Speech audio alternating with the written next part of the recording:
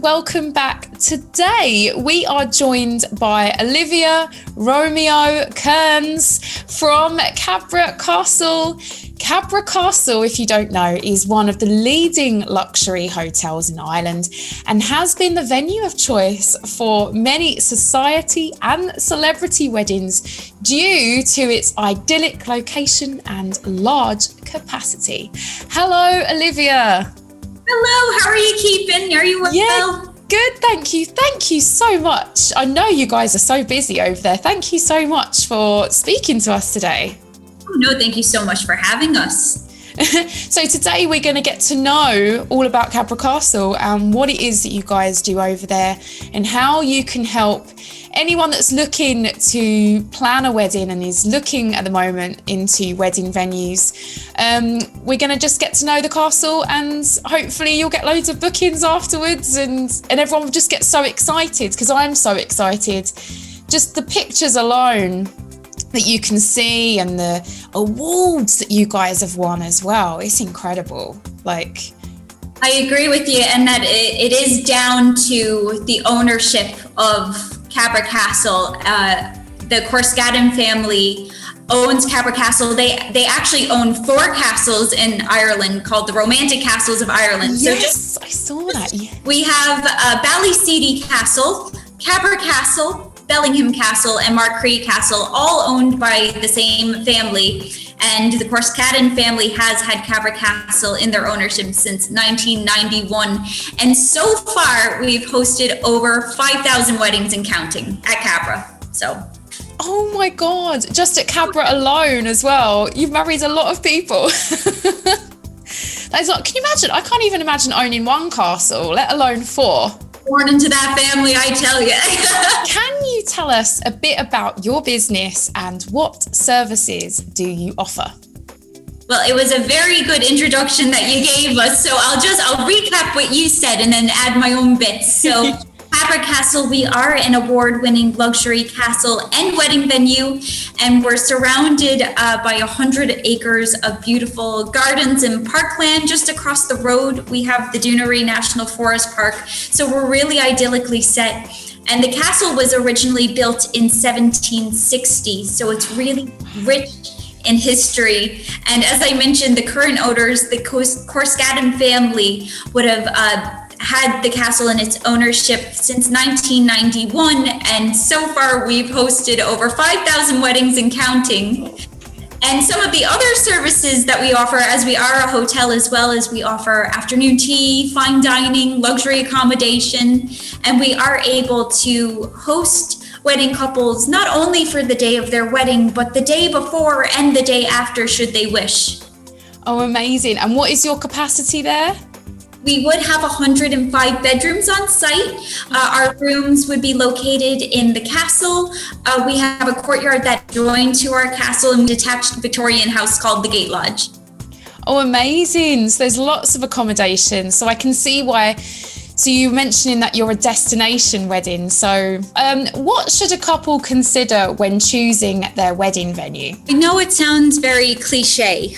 However, I would have spoken to many couples, and I suppose myself, I would have felt the same way about choosing my wedding venue, that when you finally find the wedding venue that's meant to be yours, you kind of get this gut feeling of just kind of like this excitement. And I would say, I'm from America originally, I would say it's the Disney World feeling where, like, you know, a child going there for the first time, not knowing what to expect, but then you just get this feeling of kind of excitement and like this magical feeling.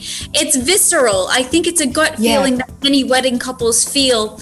So that would be number 1. Does your wedding venue make you feel that way? And then number 2 would be, how are the people at the venue? Are staff friendly when you go around?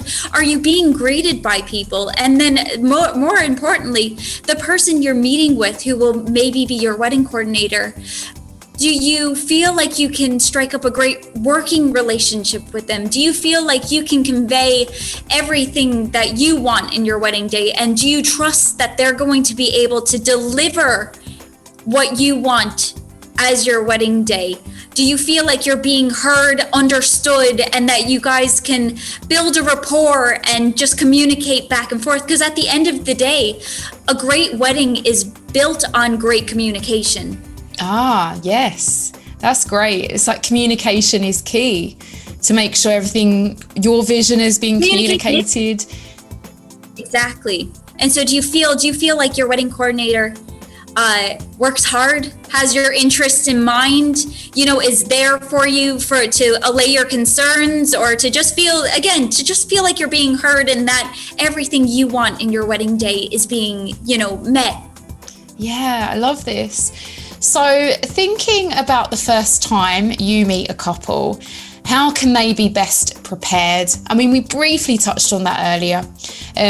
But yeah, what would you say?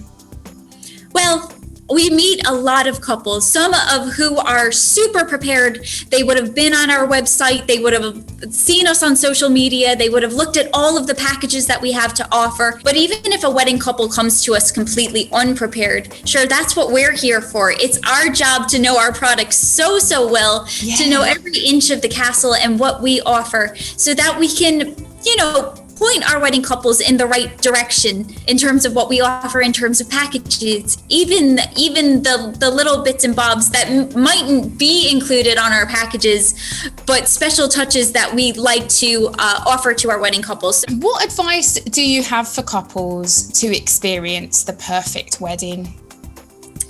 I think we talked about this earlier before. Communication is key. Yeah. And there's no such thing as a stupid question. There's no such thing as like, I don't want to bother you with this. That's what we're here for. So speak about everything you want. Ask the questions that you have.